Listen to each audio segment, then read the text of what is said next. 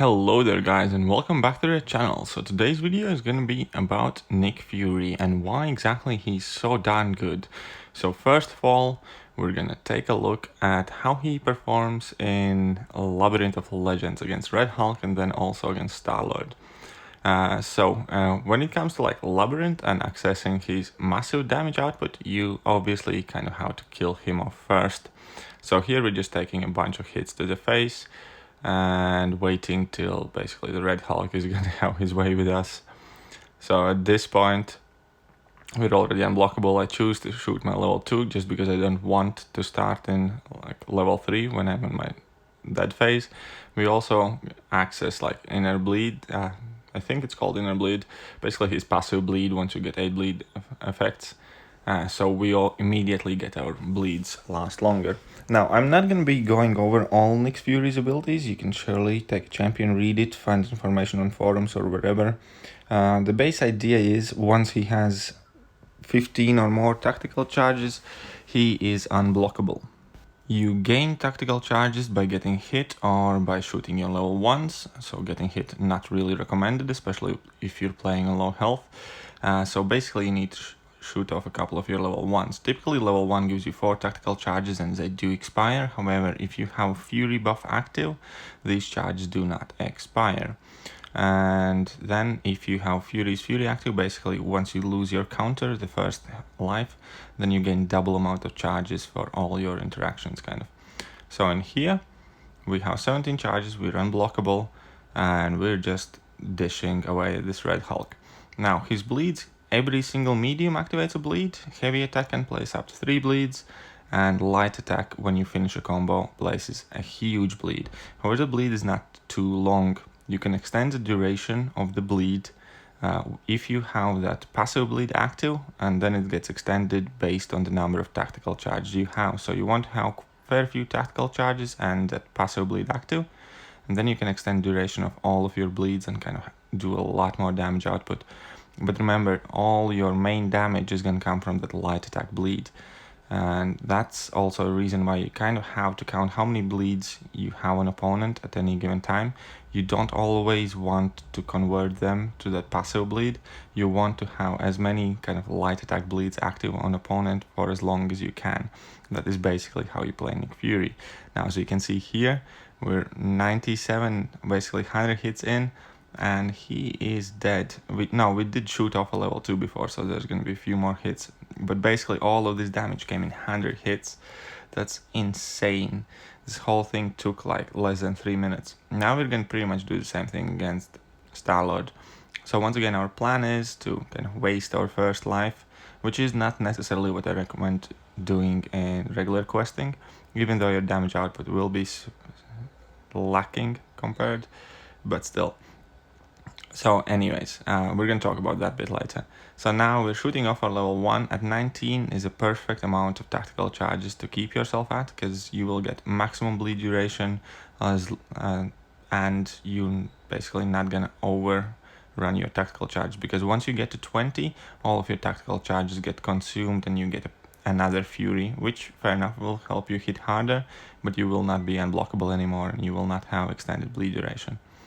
So here against Star-Lord, we're basically 24 hits in, and he hardly has lost any health, but that is soon about to change. So we have some inner bleeds going at him, shoots some really nice level 2s, but for rank 5, that level 2 damage is not all that impressive.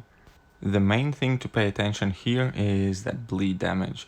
Tactical bleeds do decent amount of damage, but the light bleed is the one that's sticking over several K. I think it's like 5k damage here combined with all those Black Panther synergies. It's insanely huge bleed. Nick Fury has the best bleed in the game, and if opponent bleeds, his damage output is pretty much, I think, the best in the game we have currently. Because yeah, Red Hulk went down in like 100 hits. That's just insane. And yeah, so at this point we're 70 hits in, so we did 50 hits and we did like nearly quarter of Star-Lord's health, and that is going to be our damage output. We're going to finish this fight somewhere in between 2 and 250 hits, and that is insanely quick for a 3.3 mil opponent. So yeah, and we're basically going to stick to the same game plan here. We're going to shoot off our level 2s, we're going to make sure that the opponent has passive bleed on at all times, and then for most part we're just going to be trying to get as many light attack bleeds as we can. Again, the difference between medium and light attack bleed is very big one. Medium bleed lasts a lot longer but is a lot weaker. As we can see, the weak ones, that are ticking for like 50 damage, are the medium hit bleeds, and the light attack bleed is the one that's ticking for like 5k there. So that is the big one. That is what we need, and that is the one we need to focus on in order to kind of unlock full damage of Nick Fury. Alright, 133 hits in, and he's halfway down already. After this Labyrinth fight, we're going to be taking a look at a full path in Act 6, Chapter 2, Quest 4, I believe. And there I'm going to be showing kind of 2 ways to play Nick Fury, and we're going to take a look at difference in his damage output and a few more things. But yeah, at this point we just still need to finish off the Star-Lord. While this fight is going on, I am going to mention the fact that Nick Fury is not only an insane damage dealer himself, he's arguably the best synergy champion in the game. And what makes him so good is the fact that he basically hangs around god tier champions. He has amazing synergy with Quake, he has awesome synergy with Captain Marvel, and Captain Marvel gains a lot from being on the team with him. He has insane synergy with Deadpool, any of the Deadpools that make pretty much any champion suicide friendly champion. So he is a champion that you will kind of want to have on your side for many different occasions. Ironically, even though he turns most of the champions into suicide friendly champions, he isn't all that suicide friendly himself. If you want to access his maximum damage output and deal the insane numbers without kind of extra help from Heimdall synergies and a few other things, you can only do it like one fight if you're running suicides. However, if you're not running suicides, you can just keep on going like an absolute tank. But yeah, that's the only kind of thing I dislike about Nick Fury, is kind of he is really good for when you're running suicides because of his synergies, but he isn't like sustainable with suicides himself. However, normally in Quest it all works out pretty much perfectly, just because suicides increase his own damage output, and then when you need him to kind of explode an opponent, you can have him for one really awesome, glorious, short, high damage fight. But anyway, so now we're doing a fight against Yellow Jacket in Act 6. So even though like champions with passive like damage or time devos are not the best for this map, I still decided to showcase him here just because to kind of show exactly how much his bleed does, and that yellow icon is going to help me do just that. So first things first, here Nick Fury has absolutely zero synergies. Like I took in a team to kind of showcase the champions that he works well with. We took in like Captain Marvel, just because Captain Marvel has a really great synergy with Nick Fury and it helps her out so much. We took in Quake because Quake has awesome synergy with Nick Fury. Then we took in Captain America Infinity War, just because we have covered many different classes, and that means Cap is pretty much going to get his maximum utility. And then we took in also like Vision, just because he had a good synergy with Captain America Infinity War, for instance. But yeah, we're not going to use any of those champions. We're going to go through this entire path with Nick Fury. So here we're using him in his kind of low damage mode before he has died. And we're 72 hits in, and we killed off that Yellow Jacket. So that is 72 hits in Act 6. It's not the best, it's not the worst, it's like an alright kind of damage output. And that is how I pretty much like to play Nick Fury for the most part. I do not kill him off on purpose in the first fight. I typically go for as long as I can with his kind of first life, and kind of play sloppy on purpose for most part. Maybe not sloppy, but like super aggressive. And then when he eventually does get chipped down and die, and then we're having the maximum amount of fun. So in this fight, I let Black Widow kill me off on purpose, just to kind of access a big damage output. So at this point, we're already bleeding her out like crazy. So you can see we're 19 hits in, and most of those 19 hits were like from Special 1 pretty much. So a few combos in, and she is bleeding off like crazy. Now we're gonna see she's at 51%, and we only did like a couple combos with her, and she took 67k damage, and vast majority of that was bleed damage. So now we went from 70 hits to 34 hits to kill off that Black Widow. That's insane amount of damage. There are no boosts, no synergies to help out Nick Fury. There's nothing. It's just pure Nick Fury savagery. Now, a bit more about his tactical charges. His tactical charges give him additional points of utility. Whenever he has 5 or more tactical charges on him, his hits can't be evaded and can't miss, so he can be a great counter for Ebony Maw, for nodes like Tunnel Vision, Can't Touch This, and many others. So that is definitely something to keep in mind, and 10 plus tactical charges also let him shrug off all debuffs on him. He typically can shrug off only non-damaging debuffs when opponent is knocked down. If he has 10 or more tactical charges, he shrugs off all debuffs. So that goes fairly well with his heavy attacks, which knock opponent down and place several bleeds on them, so you have easy access to your tactical bleeds and you can deal a lot of damage that way.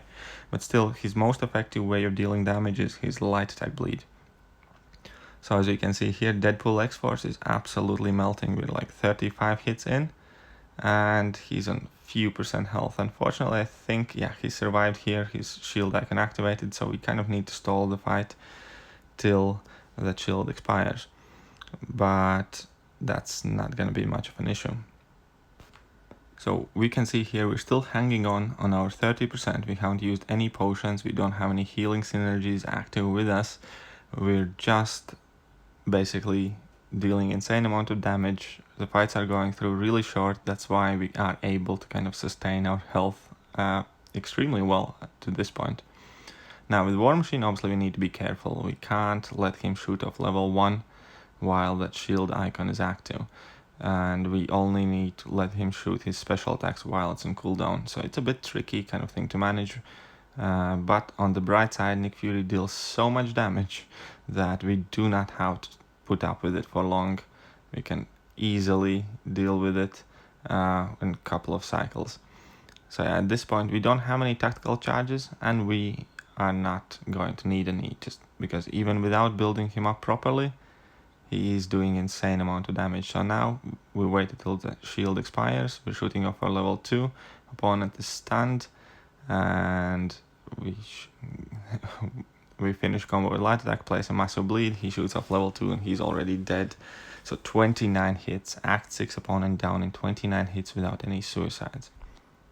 And I was contemplating making like a collage video of what nodes he works well against and what opponents, but it's really kind of not the point of Nick Fury. His main point is that he's synergy machine, he hangs around with all of the god tier champions and has an absolutely insane damage output and has reasonable amount of utility. Let's face it, like there are champions that have more utility, but he has the highest bleed damage in game. This is what we're showcasing in this video.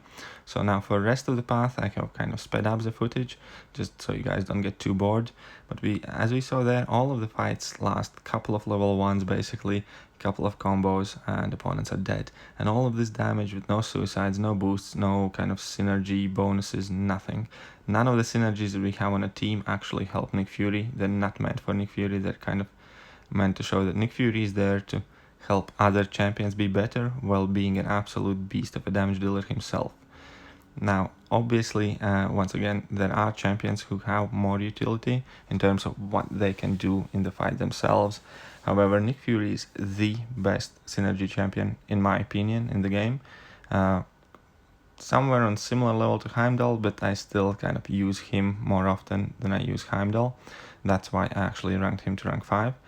And his damage output is just crazy. Having that amount of kind of usefulness for your team to help you out in quests, just giving so much valuable synergies, plus being absolutely fantastic character himself, one of the more fun kind of characters in the game. Insane bleed damage, insane ability to finish off fights. You can also, as I said before, play it a lot more cautiously, use him like a normal champion, do not kill him off on purpose, and just kind of see how long you can get in the quest, and then when you mess up, then you kind of open this insane damage of Nick Fury. So this is like fight number, what, 7 or 8 in this quest, and we're still in there with 21% of our health. The reason why we're able to do so is just because of how much of a damage Nick Fury is dealing to these opponents, that we do not have too much of time to mess up. All of these fights are very simple. We get to a level 1 or level 2, shoot off a couple of level 1s or a level 2, and the fight is over. The main thing is to rely on our light attack bleed, and then opponents completely disintegrate. So as we are closing in towards the end of the video, once again I'm going to give my overall thoughts about Nick Fury. His damage output is insane, highly reliant on bleed, unfortunately. However, he does not, and I repeat, he does not hit like a wet noodle if opponents don't bleed. His damage output is still acceptable and better than average, even if opponents are bleed immune. And next, his shrug off ability can be extremely useful. It isn't as kind of handy and convenient, let's say, as Ghost has or some other champions, because you do have to knock opponents down in order to be able to shrug off your debuffs. However, it is still extremely helpful, and a decent amount of utility he gets from that. And reason number 3 is basically he can bypass all evades and all phasing and stuff like that, and his attacks can't miss. That's extremely useful, and especially that can't miss part, as we see more and more nodes like tunnel vision and stuff like that. I think it's going to be extremely useful, and it's going to be really easy to access for Nick Fury as well, because it's the first ability he accesses with his tactical charges, and it's only 5 or more tactical charges needed for him basically never to miss again. And another thing that he has, he can go completely unblockable.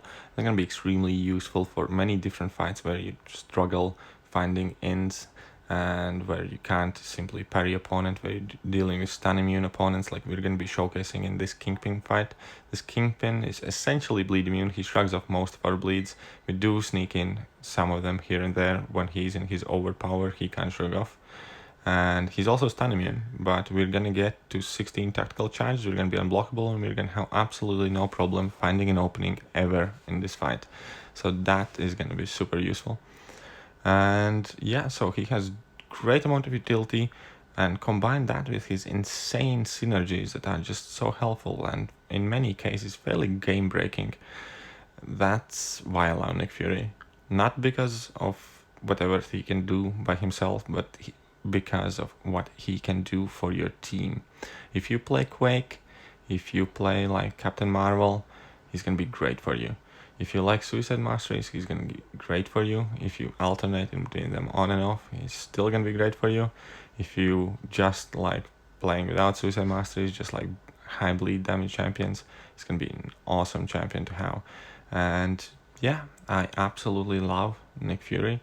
I do think he's a fantastic character that has a fantastic damage output and gives great different kind of variations of your teams, and more often than not I do rely on his synergies, on his damage output. But that's gonna be about done for this video. I hope you guys enjoyed it. I hope you guys can see Nick Fury in a bit of a different light right now. I hope this kind of like helped you understand the character a bit better, and I'm gonna be done for today. So yeah, see you guys, and don't forget to subscribe.